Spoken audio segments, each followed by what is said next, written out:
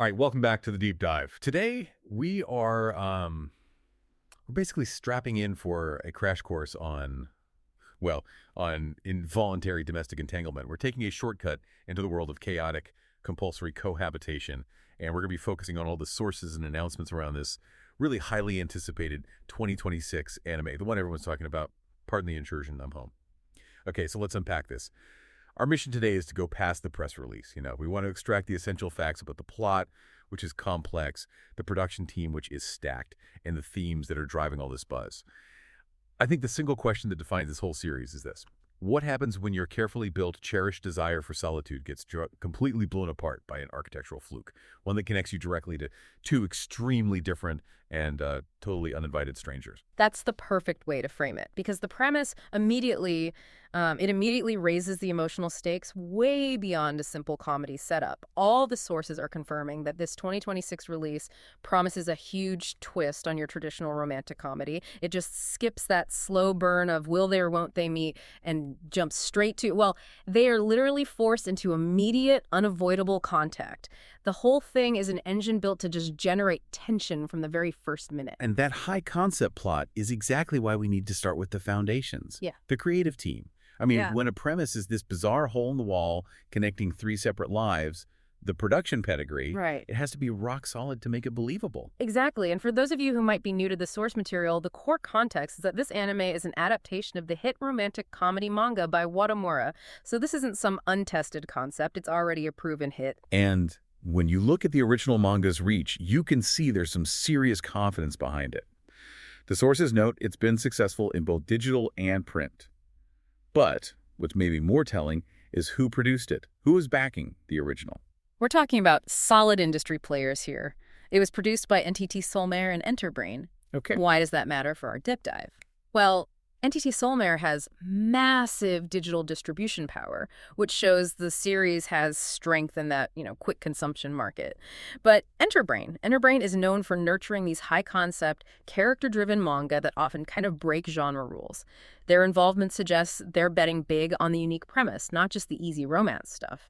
It tells us they saw the story as structurally innovative. And that structural confidence, you can see it translating directly into the hype for the adaptation. For our global audience who wants to catch up, you can read the English version right now on Manga Plaza.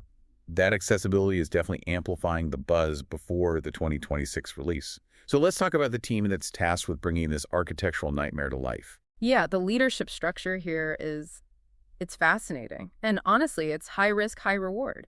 We've got Itsuki Imazaki serving as both the writer and the director. So that duality. Yeah. Is that a strength?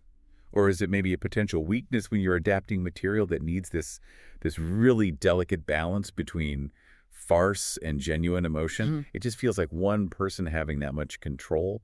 I don't know, could that lead to some tunnel vision? It absolutely could. That's a huge risk for sure. But I think in this specific genre where the pacing and the visual gags have to be perfectly synchronized with the emotional beat, it can actually guarantee a unified vision. Imazaki gets to translate the tone directly, making sure the visual comedy lines up with the scripted nuance.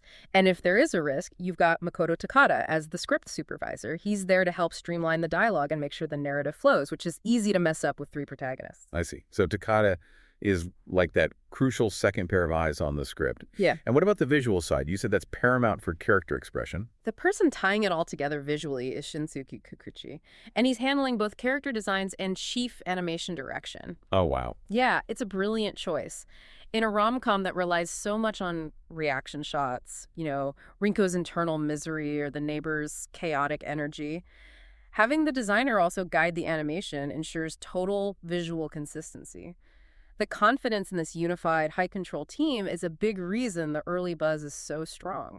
This is where things get a little more personal, literally. Yeah. Let's meet Rinko, the protagonist whose life is about to be, violently and architecturally rearranged. She's a 24-year-old office worker. Her entire life is defined by solitude and her very deep but very hidden otaku obsessions. And that detail, her age and her job, it's vital. It grounds this fantastical plot in a really relatable adult reality. She's not a high school student. She's dealing with modern adulting where finding a sanctuary after a long day at work is like the most important thing. Mm-hmm. Her solitude isn't antisocial, it's defensive. It's a deliberate strategy to protect her private passions, those obsessions, from the judgment of the outside world. And then, bam, Her defensive sanctuary is physically demolished by the central conflict, this mysterious architectural anomaly.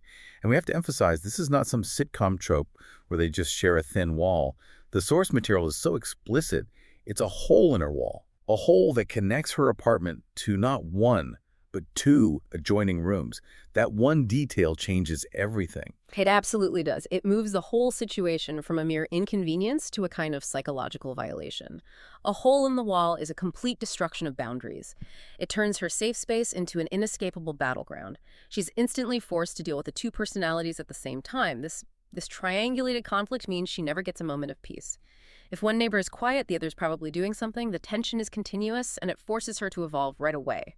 Which, raises a great question. Since this is a series about forced intimacy, why did the creator choose to pit Rinko against two men who are such extreme opposites? It's got to be a deliberate mechanism to just maximize her internal conflict. And that leads us perfectly into those mismatched dynamics. It's the engine for both the comedy and the romance. Rinko suddenly has neighbors on her left and on her right, and they embody two completely opposite character types. So to her left, you have neighbor number one.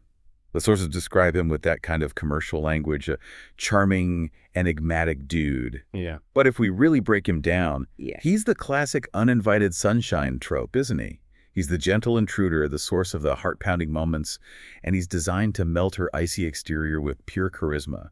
He represents the possibility of romance. Right, which is necessary because to her right, you've got neighbor number two. He's the perfect antagonist to that emotional openness.